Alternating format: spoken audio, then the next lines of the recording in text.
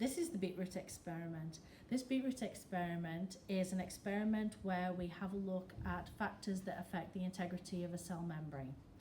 So we're using a beetroot because beetroots have a red pigment in them.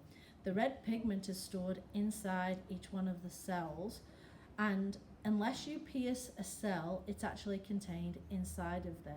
So therefore it's a really good measure of how much the beetroot membrane has been disrupted. So that's why I'm using this one, and what I'm going to do is I'm going to slice it into discs, and I'm going to make sure that they are 0.5 centimeters. Okay, so I'm using the knife and the ruler as best I can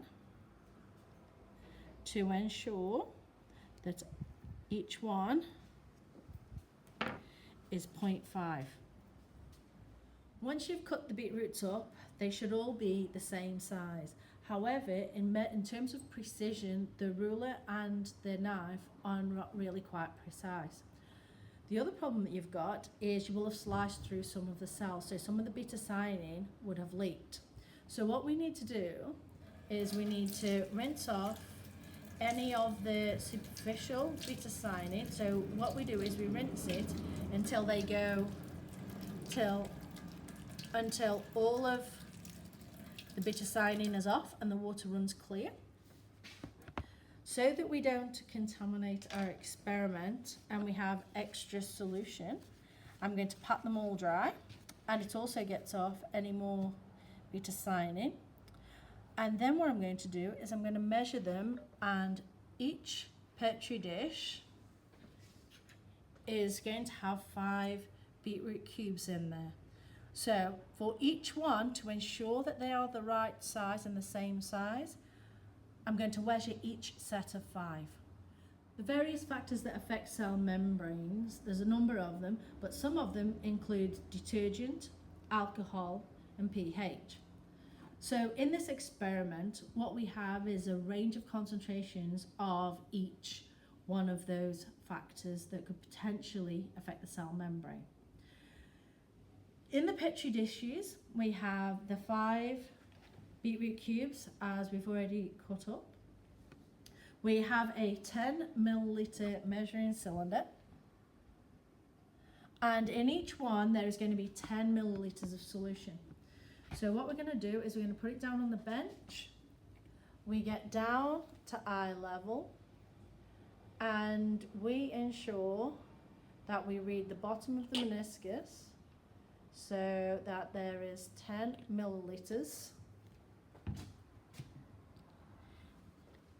measured carefully. What I'm going to do is I'm going to start a timer, and we're going to see how long it takes the beta-cyanine to leak into solution after about 20 minutes. So I'll have a timer, which is here. And what I'm going to do is I'm going to put it on the bench, and I'm going to start the timer. Okay. And I'll see if I can do this a little bit faster so that it'll be a fair test.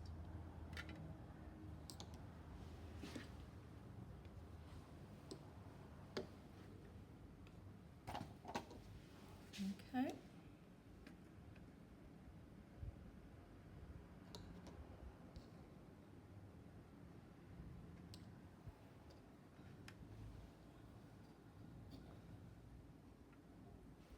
Okay.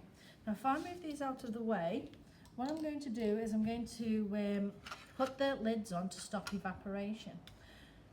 Okay. However, what you'll notice is that some of them, what we might need to do is give them a little bit of a wiggle so that the solution goes all the way around and touches all of the beetroot.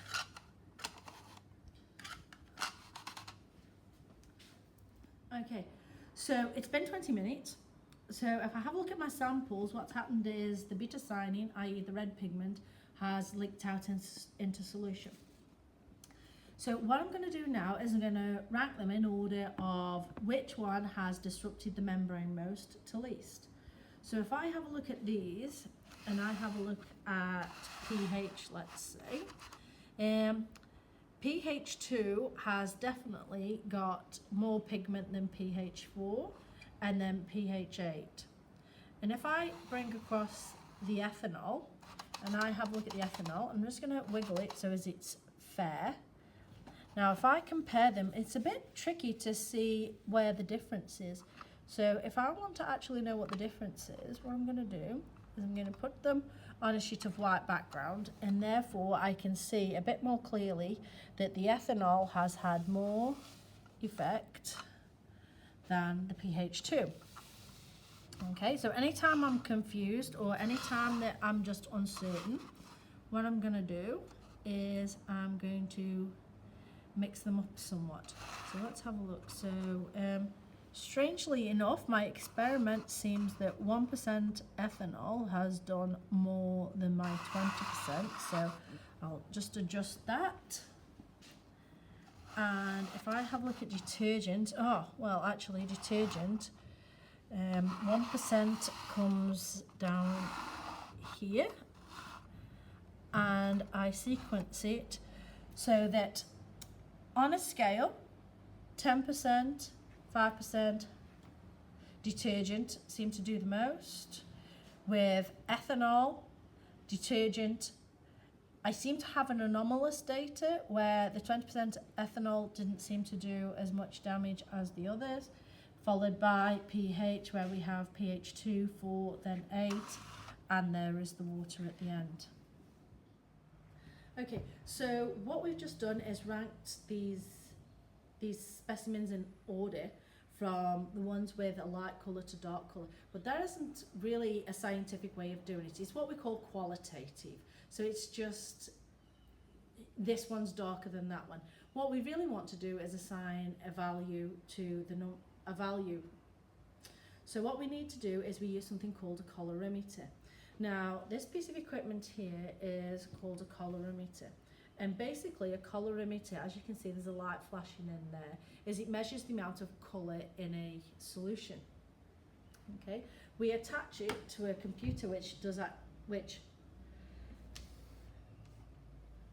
actually shows you the value that the colorimeter reads.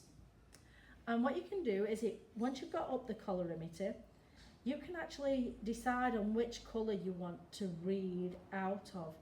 So there is a red, green and blue. Now because our pigment is purple, what happens is when light hits a purple pigment, it reflects red and blue wavelengths of light. So what we want to do is we want to have a look at the green pigment, the green transmission. And you can either measure transmission, which is how much light passes through a sample, or absorbance, how much is being absorbed by this pigment in the sample. So I'm just going to choose the green transmission. Okay. I'm going to show you a visual so as you can have a look at what value it's reading. And if you have a cuvette, I've just put distilled water in this with no pigment. And what I'm going to do is I'm just going to pop it in there. And light travels from one side of the colorimeter to the other. And it knows how much is coming out of the light, and there's a sensor the other side that detects the difference in between. So if I just put a clear sample in there, what it's telling me is the difference between the light source at this side and the sensor at the other. 97% of light travels through, well, 97.1.6 of green wavelength of light is being transmitted through. So now what I want to do is I want to compare it to other samples. So if I go over here, what I'm going to do is I have removed all the beetroot so as I can ensure that all my samples are done at the similar time. This is a clean disposable pipette. I take up my sample, I put it inside a cuvette,